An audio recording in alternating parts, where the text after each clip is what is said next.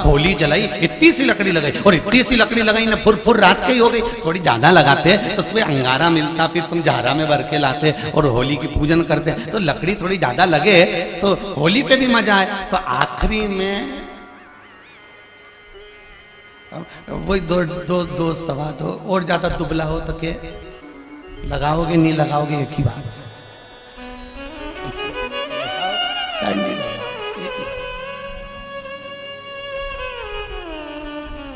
अरे भाई, मेरे राम के घाट पर और शमशान घाट पर, जहां मेरे राम शुरुआत में है और एंड में मेरा शंकर, विराम में मेरा शिव है, दोनों जगह नहीं पूछा जाता कि आप किस वर्ण के हैं, आप ब्राह्मण हैं, क्षत्रिय हैं, वैश्य हैं, शूद्र हैं, ये नहीं पूछता। वहां तो केवल एक ही है, केवल। फिर वो नहीं देखता कि कौन आया। अंत समय प्रभु आना पड़ेगा, वचन दिया तो निभाना पड़ेगा। आए ना आए प्रभु कुटुंब कबीला, आए ना आए प्रभु कुटुंब कबीला। भगवान कोई आए चाहे ना आए, अंत समय प्रभु आना पड़ेगा, अंत समय प्रभु आना पड़ेगा। अब कितनी जोरदार बात की कि अंतिम समय में लोग राम नाम लेते हैं, कृष्ण नाम लेते हैं, शिव नाम लेते हैं, भगवान का नाम लेते हैं, भगवान का भजन करते हैं। कभी तुमने सुना कि मरने वाले व्यक्ति से कहा हो कि एक बार और अंतिम समय में व्हाट्सएप चला ले?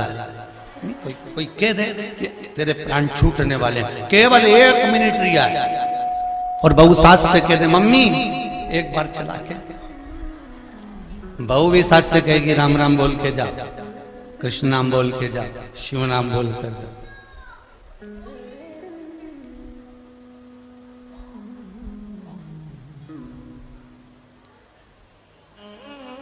आए ना आए प्रभु कुटुंब कबीला, आए ना आए प्रभु कुटुंब कबीला। अंत समय प्रभु आना पड़ेगा, अंत समय प्रभु आना पड़ेगा। ओ वचन दिया तो निभाना पड़ेगा, वचन दिया तो निभाना पड़ेगा। अगर भगवान वचन देते हैं तो निभाते हैं। शिव महापुराण की कथा कर रही है कि आप भगवान की भक्ति में रम रहे हो। भगवान ये कभी नहीं देखता कि तुम ब्राह्मण हो कि क्षत्रिय हो कि वैश्य हो कि शूद्र हो। भगवान तो ये देखता है कि तेरा भजन कितना शुद्ध है, तेरी चित्तवृत्ति कितनी शुद्ध है, तेरा मन कितना शुद्ध है। अरे रविदास जी तो चमड़े का जूता बनाते थे। जिस पात्र में चमड़ा धोते थे उसी पात्र में से गंगा जी को प्रकट कर दिया था। अगर उस समय पर अगर भगवान के मन में भेद होता तो भगवान फिर प्रकट ही क्यों होता? आज के जमाने में दुनिया के लोग हिंदू धर्म को तोड़ने में लगे हुए हैं। उन्होंने कह दिया कि शूद्र अलग है तो क्षत्रिय अलग है तो वैश्य अलग है तो ब्राह्मण अलग है। कभी वेदों को उठाकर देखना, कभी हमारे हिंदू धर्म के वेदों को खोलकर देखना, उसमें एक ही चीज लिखी है कि सनातन धर्म के अंतर्गत सब मनुष्य है। क्या है? सब मनुष्य। और सनातन धर्म के अंतर्गत कोई मनुष्य तत्व से दूर है ही नहीं, सब मानव।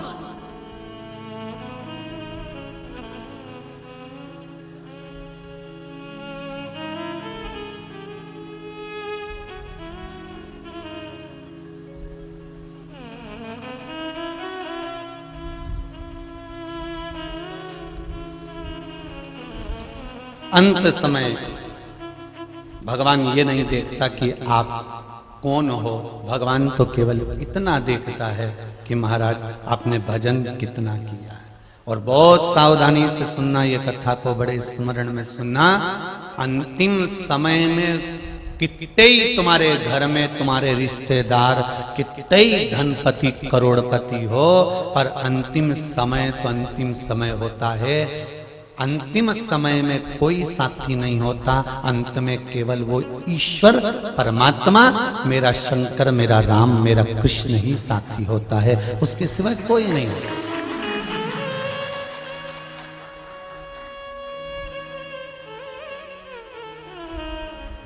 अभी स्वर को किला,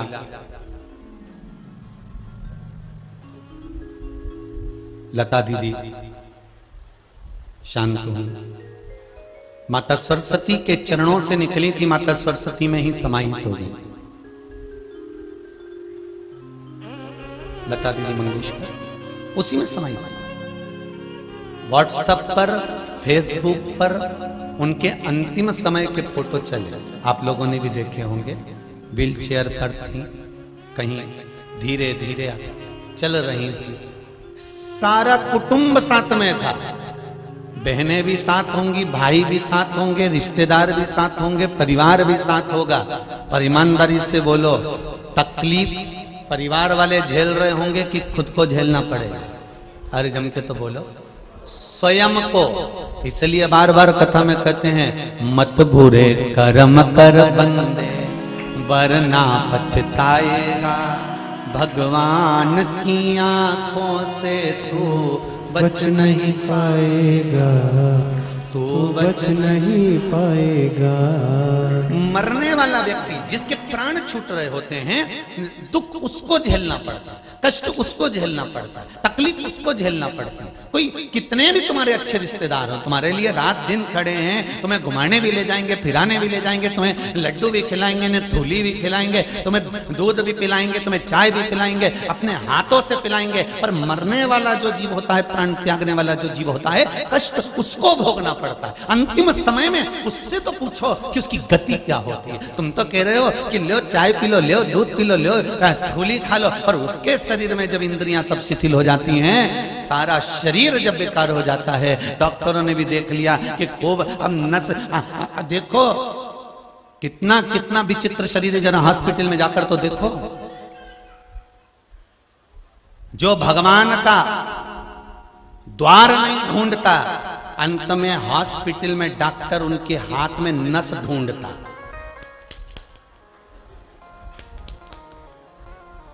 फिर परिवार वालों से कहते, जम के पकड़ो जरा, अच्छे पकड़ो, और जम के, और शरीर में हड्डियां ही हड्डियां हैं, मांस बचा नहीं है। डॉक्टर कह रहा है, देखो नस दिखी नहीं रही है, ये हाथ में देखो, ये में दिखेगी, फिर एक दिखी डॉक्टर साहब, बस उसी को देखना है, सुई उसी में लगा दी। अब पड़ा हुआ है, आंखों से आंसू बह रहा है, केवल उस ईश्वर को याद कर रहा है, मैंने तेरा द्वार नहीं ढूंढा, इसलिए डॉक्टर मेरे शरीर में नस ढूंढ रहा है। तेरा द्वार ढूंढ लेती तो तू ये पलंग पर मुझे पटकता नहीं, सड़ने नहीं देता, डायरेक्ट लेकर चले जाता। द्वार ढूंढना उस परमात्मा, और जिसने मेरे परमात्मा का द्वार ढूंढ लिया, जिसने मेरे शंभु मेरे शंकर का द्वार ढूंढ लिया, जिसने शिव भक्ति को ढूंढ लिया, फिर अंत समय में भोगना नहीं पड़ेगा, क्योंकि तुम्ही ने दर्द दिया है, तुम्ही दवा। अंतिम बिंदु उसी का है। सुख वो देगा, दुख वो देगा, कष्ट वो देगा, जो कुछ देना है ये उसके हाथ। पर आदत हमारी बुरी है ना, हम अहंकार को थोड़ा सा झलका देते हैं।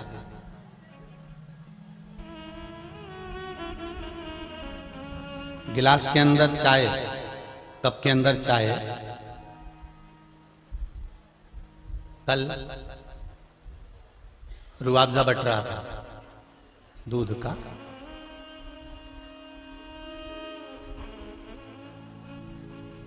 अब पनीर फैक्ट्री वालों की यहाँ की कथा है, तो रुआवजा तो बट नहीं है, तो दूध का रुआवजा बट रहा था, हम देख रहे थे। तो एक बापड़ा बेचारा यूं पी रहा था और पीते पीते दूसरा इधर से आ गया।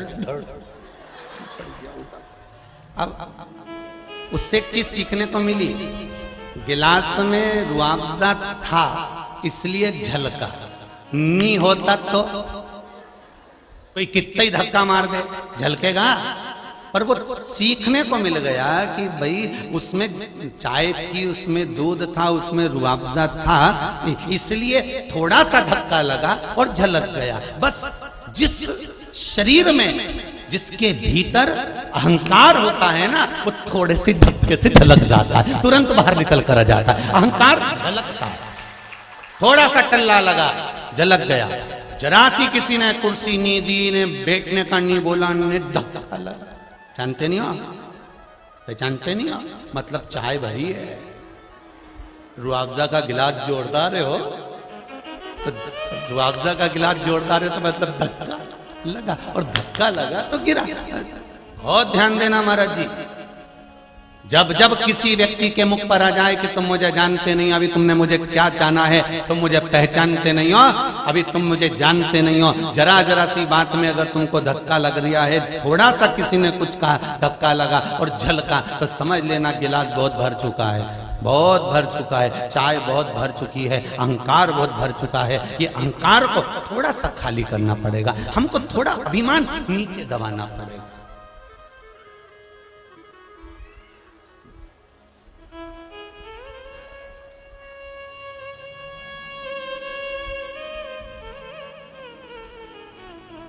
किसी ने बाहर से पत्र लिखकर भेजा है, अब हम बुलवाएं, हमारे कक्ष में रखा है।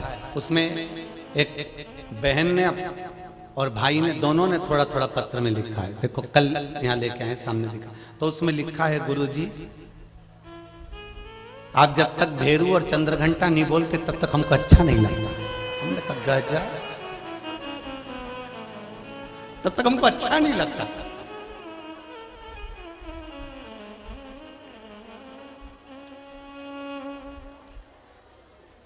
उन्होंने अपना नाम भी लिखा है? पहले सबसे पहले लिखा आपका भेरू, आपकी चंद्रघंटा, और नीचे अपना देखो सर में पलंग पे रखा होगा पत्र, ढूंढो जरा, हम जो किताबन पढ़ते हैं ना उसमें रखा होगा, देखो जरा अगर मिल जाए, उसमें लिखा मिल जाएगा है आपका भेरू, आपकी चंद्रघंटा, और नीचे उन दोनों का नाम भी लिखा है। औरंगाबाद से आया है शंभू, शिव कृपा ही ऐसी करुणा। शंभो शरणे पड़ी, मांगू घड़ी रे घड़ी, दुख काटो दया करी न दर्शन आपो, दया करी दर्शन आपो। शिव आराधना में, शंकर की उपासना में आपकी चित्त वृत्ति जिस दिन परमात्मा को खोजने लगे, जिस दिन आपका मन भगवान को ढूंढने का प्रयास करने लगे, समझ लेना अंत समय में ये शरीर सड़ेगा नहीं, नस ढूंढने की जरूरत नहीं पड़ेगी, अपने आप को परमात्मा आएगा और हमें स्वीकार कर कर लेकर चला जाएगा। आए ना आए प्रभु कुटुंब कबीरा, अंत समय तुम्हें आना पड़ेगा। पर महाराज कब?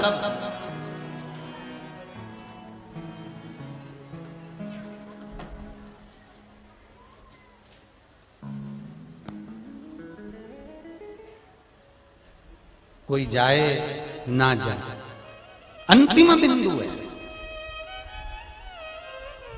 अंतिम बिंदु। दो जगह पर किया गया कीर्तन,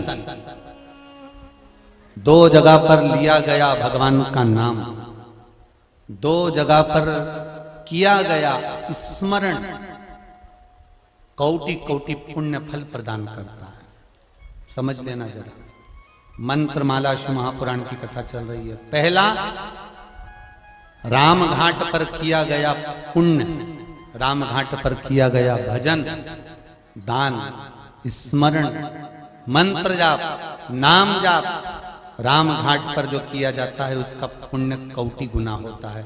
दूसरा, शमशान में बैठकर जब तक अंतिम संस्कार किसी का चल रहा है और आप उसको छोड़ने के लिए गए हो, उसको छोड़ने के लिए पहुंचे हो और उसका जब तक क्रियाक्रम नहीं हो जाता तब तक अगर आप बैठे हो, उतनी देर में भगवान शिव के नाम का स्मरण घट की जिह्वा से, बाहर की जिह्वा से नहीं, घट की जिह्वा से उस चिता की ओर देखकर करते रहो, उसका भी पुण्य कोटि गुना है, कोटि। राम राम रटते रहो जब तक घट में प्राण, कबहू तो दीन दयाल के भनक पड़ेगी कान। कभी तो उसको सूचना मिलेगी।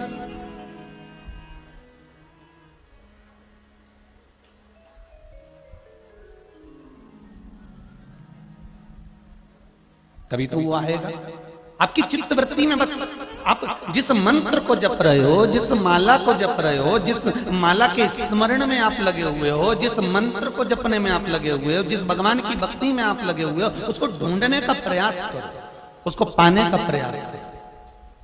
कभी कभी शंकर जी के मंदिर में जाकर जरा दिल की बात में एक बात और कह दिया करो, बहुत दिन हो गए भोलेनाथ जी,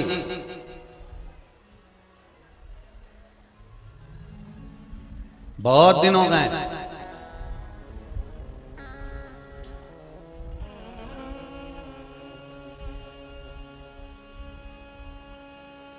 हमारे घर का रास्ता भूल गए हो क्या?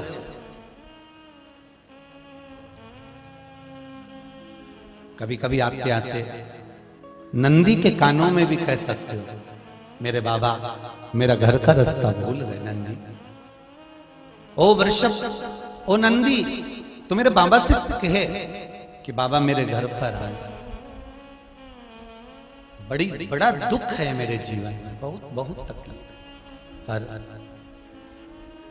लाखों के दुखड़े जो तू हर गया डमरू वाले, मेरे दुखड़ों को देख कर क्यों डर गया डमरू वाले। आप उससे कहोगे, वो सुनेगा, और सुनेगा तो आएगा जरूर।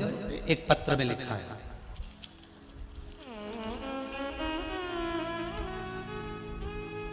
श्री पांडे राजेंद्र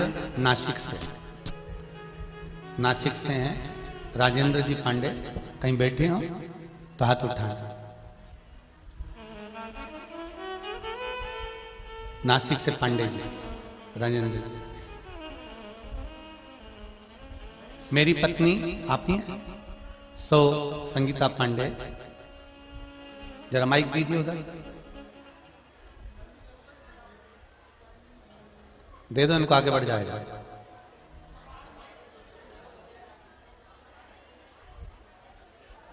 आपने पत्र में लिखा है, गुरुदेव मेरी पत्नी सुसंगीता पांडे तथा मेरे लड़के को 3 डॉक्टरों से आंखों का चेकअप करवाया था। पत्नी को दोनों आंखों में मोतियाबिंद था तथा लड़के को आंखों में कांच बिंद था। श्री शिवाय नमस्तुभ्यं। माइक पास में लीजिए। श्री शिवाय नमस्तुभ्यं। हाँ गुरु जी। कहाँ से आए हैं आप? मैं नासिक से आई हूँ। नासिक से हैं। क्या नाम है आपका? संगीता पांडे जी। और बेटे का नाम श्याम पांडे जी।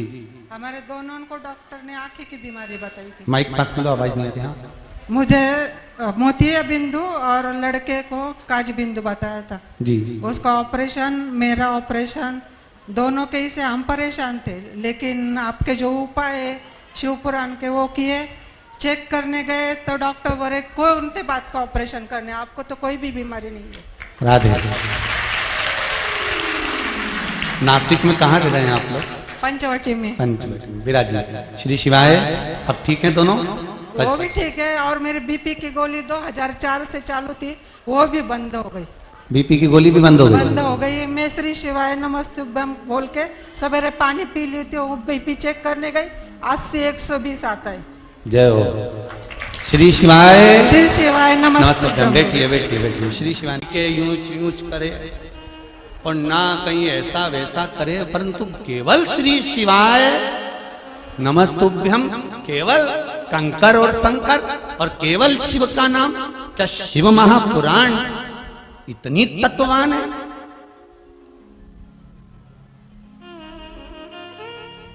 कि जिसका मात्र स्मरण कर लो। और आपसे भी निवेदन है, जितने आस्था चैनल पर सुन रहे हो, जितना फेसबुक यूट्यूब पर कथा सुन रहे हो, दिल से सुनना, हृदय लगाकर सुनना और अपनी कामना कर कर बाबा से कहकर सुनना। 3 महीने की तारीख भी लिख कर रख लो कि मैंने इस तारीख को पूरी शिव महापुराण की कथा सुनी। और सियोर वाला महाराज बोले कि 3 महीने में बाबा कृपा करे, तो हम तो कहें इस व्यासपीठ से किसी किसी को तो 3 महीना भी नहीं लगता। बाबा कब कृपा कर जाता है पता ही नहीं चलता। किसी किसी को बाबा ऐसा भी करता है। अब बताओ, जिन डॉक्टर ने कहा कि मोतियाबिंद का ऑपरेशन कराओ, कांचबिंद का ऑपरेशन कराओ, वहीं जाकर तुम वापिस खड़े हो गए, वो कह दे कि अब तो कुछ है ही नहीं। मतलब आपकी भक्ति, मेरी प्रीत ना टूटेगी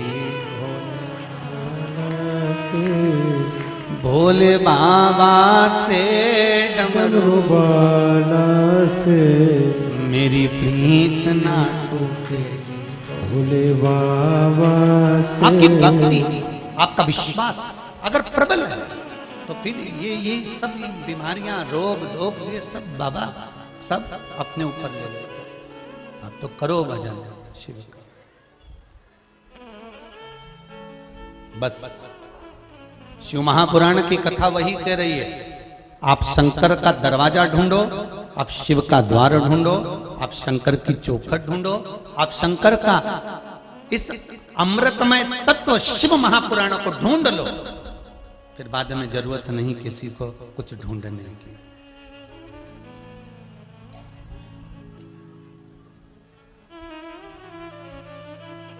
फिर कुछ नहीं ढूंढना। शिव महापुराण की कथा कहती है, अंतिम समय में, अंतिम क्षण में कोई आए चाहे ना आए, मेरा शिव जो हर पल तुम्हारे साथ में है, हर घड़ी हर पल तुम्हारे साथ में है, वो हर पल तुम्हारे साथ रहता है। कोई आए ना आए। महाराज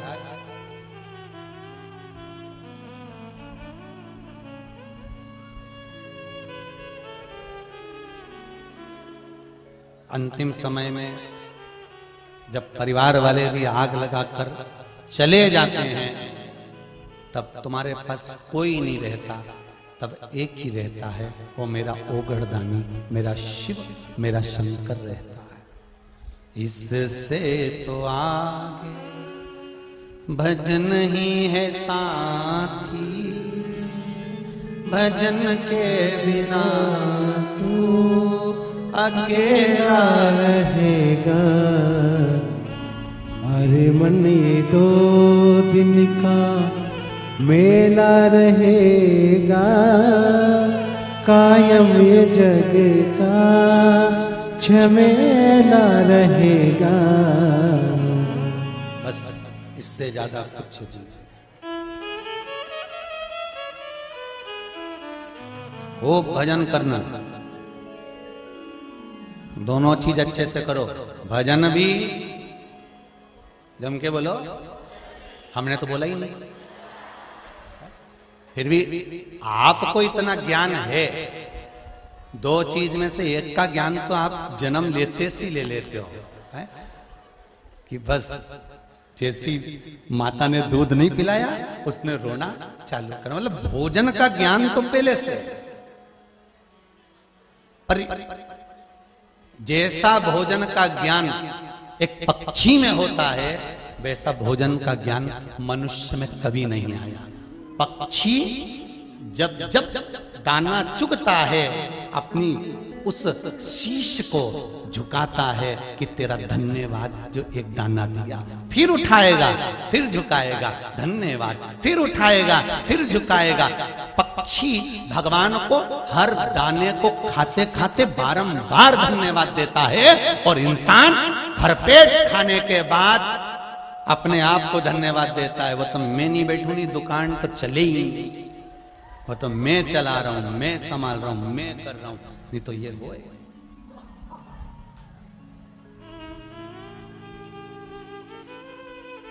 अपने आप को कभी कभी एक प्रश्न अपने भीतर उत्पन्न होता है, आप लोगों के भीतर आता है कि नहीं आता मालूम नहीं, पर भीतर एक प्रश्न आता है कि भगवान के सामने शीश ही क्यों झुकाया जाए?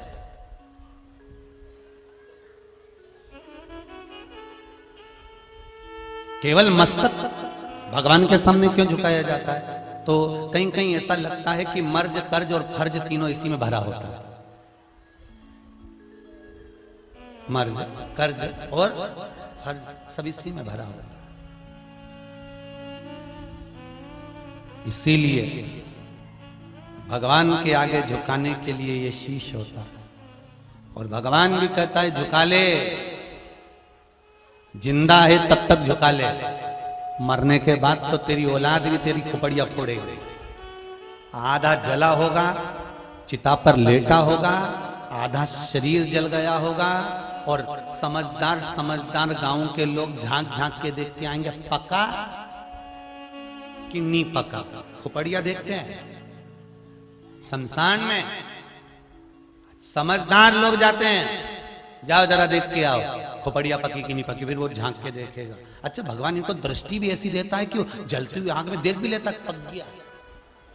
यहां तो आज तक समझ में नहीं आई, वो अंगारा में बाटी धरी रहे तो समझ में नहीं आया, जब तक निकालो पकी उनके दबा के देखें तब समझ पक गई, नहीं तो अंगारा में पड़ी पड़ी नहीं सूझे कि इनमें राख इतनी लग गई, इतनी राख थोड़ी वो में दर गई कि वो समझ में ही नहीं आया कि पकी कि नहीं पकी। फिर अंगारा में से निकाल के कपड़ा में से झड़ा के फिर बाटी को देखो तो समझ में आए ये तो कच्ची है, वापिस धरो वापिस धरो। और इनके ना जाने कहां से इतनी अकल आ जाए, इतनी बुद्धि आ जाए, इतनी चित्त आ जाए कि तुरंत देख के पहचान जाए। और जैसे उन्हें हाथ का इशारा करा, सब तो इंतजार में बैठे थे कि जल्दी से इशारा करें और हम बन जाएं, और दौड़ के चले। और इन्हें बांस उठाया, उनमें घी भरा और सबसे पहले खोपड़िया फोड़ी और डंडा बांस फेंका, और फिर बस आंख में से आंसू, जैसी खोपड़िया फूकी। अब घर आते से तैयारी चालू हो गई।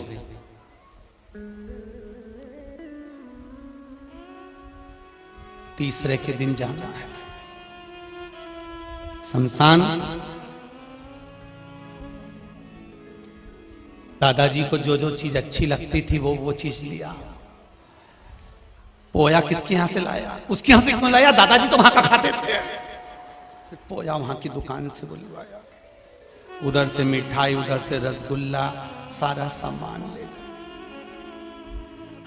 जो जो चीज खाता था सब ले गए। कई कई तो हमने देखा है शमशान में, जो तंबाकू खाता था तो उसके लिए तंबाकू भी ले गए। मालूम पड़े कंडा में धूपड़ी में छोड़ दिया, सब धांसी पड़ा सब। दादाजी खाते थे तो वो भी छोड़ोगे? अरे कम से कम दादाजी जिंदा थे तब तंबाकू नहीं छोड़ाया, तो मरने के बाद तो छोड़ दो रे। अभी भी तीसरे के दिन लेके पहुंच गए।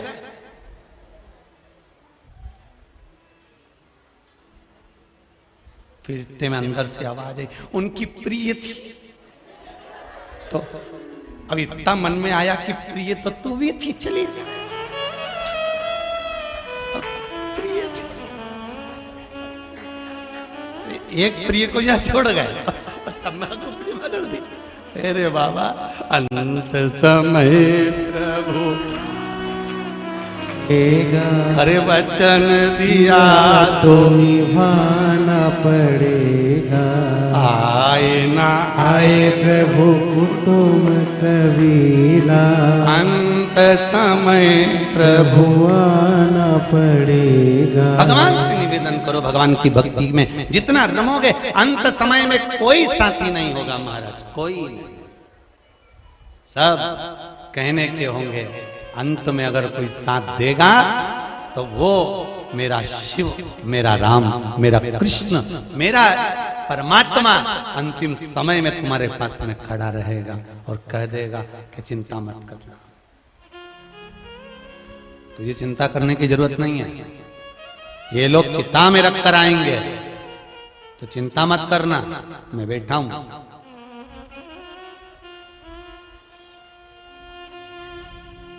तन में आग लगेगी, अगर मन मुझ में लगा है तो वो नहीं जलेगा, मन मुझ में लगा कर रख। पर भ्रांतियों से दूर, भ्रम से दूर। राम घाट पर भी ब्राह्मण, क्षत्रिय, वैश्य और शूद्र चारों जाते हैं, और शमशान घाट में भी ब्राह्मण, क्षत्रिय, वैश्य और शूद्र चारों जाते हैं। वहां भी जाति नहीं पूछी जाती, शमशान घाट में भी जाति नहीं पूछी जाती। भेद हम करते हैं, मेरे शंकर के चरणों में कोई भेद नहीं, कोई भेद नहीं। एक भगवान शिव जी का भगत था, बड़ा भगत भगवान शंकर का, बहुत भगत, इतना भक्त भगवान शंकर का कि भगवान शिव की भक्ति में डूबा रहता, पत्तियों को तोड़कर खाता रहता, वृक्षों की पत्तियों को खाता रहता, बस वो कुछ भी नहीं खाता, केवल वृक्ष की पत्तियों को खाना, उसका एक ही काम था, बस वृक्ष की पत्ती खाना।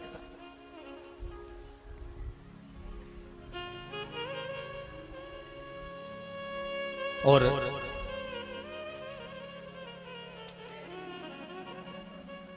वृक्ष की पत्ती पत्ती खाता तो उसका नाम प्रनद रख दिया। अब नाम प्रनद रखा। एक दिन कोई सामग्री लेने के लिए वो आगे बढ़ा और उसके हाथ में चोट लग गई। चोट लग गई, रक्त गिरने लगा, रक्त बहने लगा। जब रक्त भूमि पर गिर रहा था तो रक्त की जगह पहले तो थोड़ा सा रक्त गिरा, और रक्त गिरने के बाद में जब उसके हाथ में से गिरना चालू हुआ तो पेड़ की जो पत्ती खाता था उस पत्ती का रस गिरना चालू हो गया। अन्न तो उसने खाया ही नहीं था कई वर्षों तक, केवल पत्ती, पर रक्त की जगह पत्ती का रस जमीन पर गिर रहा था। दो चार लोगों ने देखा कि पत्ती का रस शरीर में से, यहाँ तो रक्त गिरना चाहिए था और यहाँ तो पत्ती का रस गिर रहा है। तो लोगों ने कहा ये तो बड़ा विचारणीय है, बड़ा, और ये शिव भक्त है, शंकर का भक्त है, शंकर का भक्त है, इसलिए ये तो बड़ा आनंदित हो गया। तो लोग अब उसको जब पूछने लगे, उसको जब पूजने लगे तो उसके भीतर अहंकार उत्पन्न हो गया, उसके भीतर अभिमान आ गया। एक बात इस व्यासपीठ से जरूर कहेंगे कि अगर भगवान कि आप भक्ति करते हो, भगवान का भजन करते हो, भक्ति करते हो, स्मरण करते हो, चाहे आप राम जी की भक्ति कर रहे हो, कृष्ण जी की भक्ति कर रहे हो, माता रानी की भक्ति कर रहे हो, या शंकर जी की भक्ति कर रहे हो, या आप किसी भी देवी देवता की भक्ति कर रहे हो, और वो देवी देवता की भक्ति करते करते करते करते आप भगवान से इतने जुड़ जाओगे, इतने जुड़ जाओगे कि हो सकता है कि आपके वचन सत्य होने लगेंगे। जब आपके वचन सत्य होने लगेंगे तब कई लोगों के अगर वचन सत्य होते चले जाएं तो आपके भीतर वो अभिमान प्रकट नहीं होना चाहिए। अगर अभिमान आ गया तो आपका फिर वो करा हुआ सारा सत्कर्म बेकार है। वो अभिमान ना, प्रनद, उस प्रनद के भीतर अभिमान समाहित हो गया, और प्रणत के भीतर जब अभिमान आया, भगवान शंकर ने देखा कि मेरा भक्त है और ये अभिमान में डूब गया है, अहंकार में डूब गया है। अभी कथा में कहा था गिलास में अगर चाय है, धक्का लगेगा, झलकेगी, उसी तरह अहंकार झलकने लगा। अभिमान जब झलकने लगा, अभिमान जब दिखने लगा, तब अभिमान जब झलका तो शिव को लगा कि मेरा अच्छा भगत ये अभिमान में पड़कर नष्ट हो जाएगा। तब शिव ने उसका अभिमान तोड़ना चाहा। आज मेरे बाबा भोलेनाथ, मेरे शिव प्रणत पूरे नगर में घूम रहा था। अभी तक प्रणत वन में था, अब नगर में घूम रहा है।